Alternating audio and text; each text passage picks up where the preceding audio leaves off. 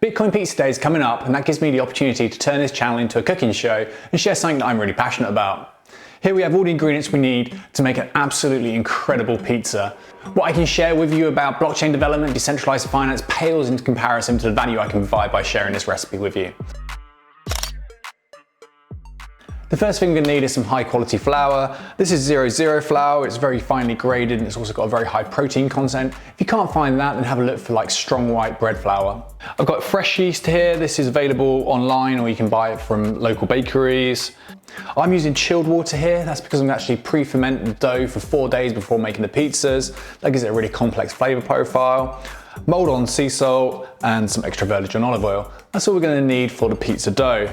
I've got a couple of different types of cheese. I've got a tomato sauce, which I pre-make in batches, and then some toppings to go on top. The other thing you're gonna need is a pizza stone. This is a lava rock pizza stone. It allows you to get that really crispy bottom on the bottom of the pizza. You can get these on Amazon and you just put them in the oven. You can get square ones, circular ones, and you slide your pizza on top of that. Okay, now let's first make the dough. Let's put the flour into a circle. Using 1 kilogram of flour here. Make a well in the middle. And then pour in about half the water.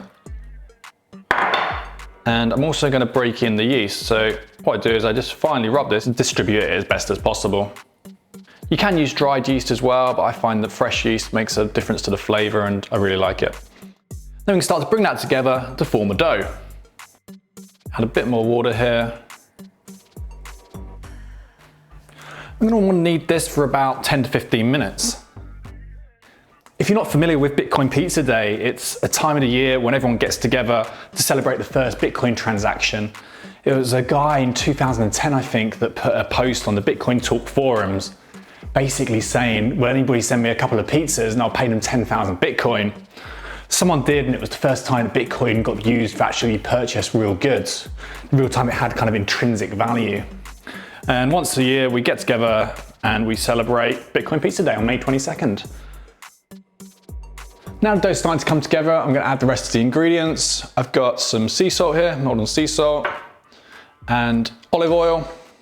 It's hard to describe the texture you want. A lot of people measure out the amount of water. I find that the different flours that you're using will all need different quantities of water to make them the similar consistency. The consistency you're looking for is something pliable, almost silky soft when you're kneading it.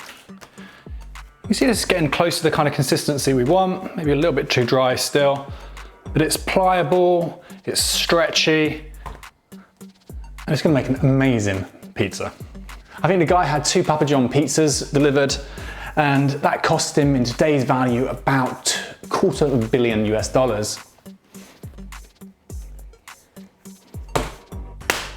And there you go. That'll probably make a couple of pizzas. So I'm gonna slice this in half,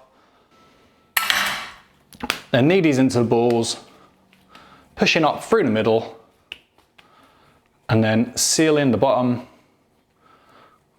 pinching it together like that. And you've got 2 pretty serious fresh pizza doughs. Now I'm going to cover them up and put them in the fridge for about 4 days. One quick little tip, if you haven't got 4 days and you're doing this overnight, then use warm water instead of cold water because that'll bring the temperature up faster and get the yeast fermenting faster. So wait till the dough starts to rise before you put it in the fridge. Bear in mind that's going to get pretty lively and it could knock the lid off whatever you're putting it in. The final thing I'm going to do in advance is chop up the chorizo. I'm going to peel off the skin, slice it up into fairly substantial chunks, and then soak those in balsamic vinegar overnight.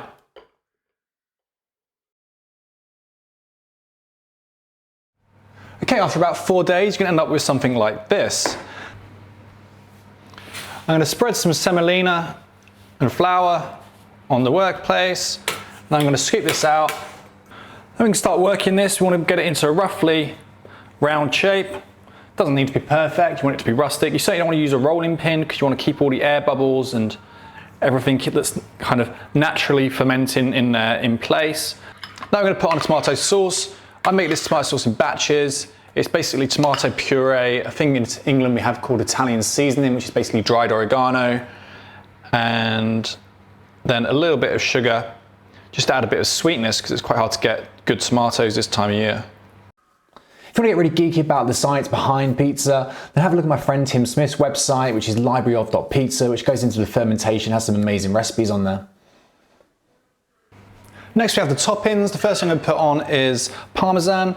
Parmesan doesn't really melt that well compared to other cheeses like mozzarella, so I put that on underneath as a kind of a base layer. Adds a lot of flavour and a certain cheesiness. Next thing I'm going to put on is olives. Again, I don't really want these to cook, so they're going to go underneath the main cheese layer. The cheese I'm using here is a combination of mozzarella. You have to use dried mozzarella. If you don't want the kind of mozzarella that comes wrapped in water, or if you do can only get that, then make sure you dry it out before you use it, because it'll be far too moist to use for pizza. Ideally, you can get in some supermarkets like a mozzarella for pizza, which comes just kind of vac packed and it's dry, it's not soaked in water, which is much better to use because you don't want water running off while you're cooking. Next, I'm putting on some chili flakes. Obviously, I like spicy food. If you don't have to use this. You can put whatever toppings you want on. One thing I definitely would recommend trying is the chorizo, or even better is actually saucisson, French saucisson, soaked in balsamic. If you can get that, cut it up, make it yourself. It's absolutely incredible on pizzas. Next step is to get a little bit of flour and semolina on the paddle. Then one confident move, just slide it underneath. Get the sides on, got a little bit big here. Just how you slid it on.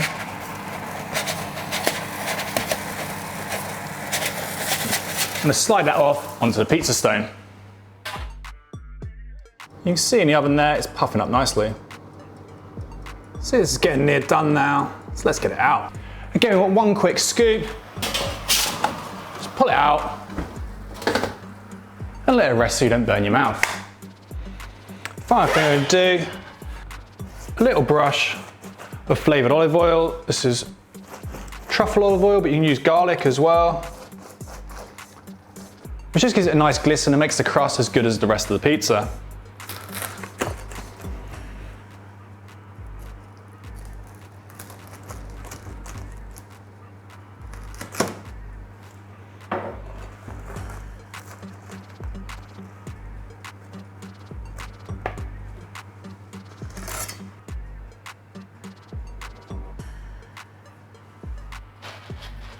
How does it taste?